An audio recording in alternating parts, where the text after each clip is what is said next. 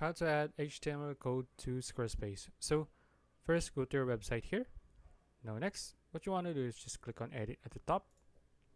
Okay, next, just okay, wait for it to load. Okay, now click on the section here.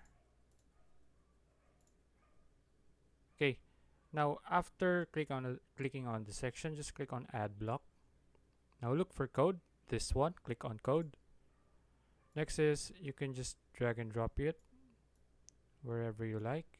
You can also drag it wherever you want it on this section here. You can also add it on any of the sections here, but for me I'll just add it here.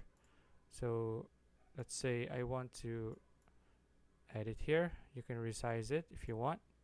After that, just click on this pencil icon here. Okay, as you can see, this is the HTML code. Now you can just paste in your code here. After that, just click anywhere here, then just click on save and you're done. If you found this video useful, please like and subscribe for more videos like this. See you in the next one.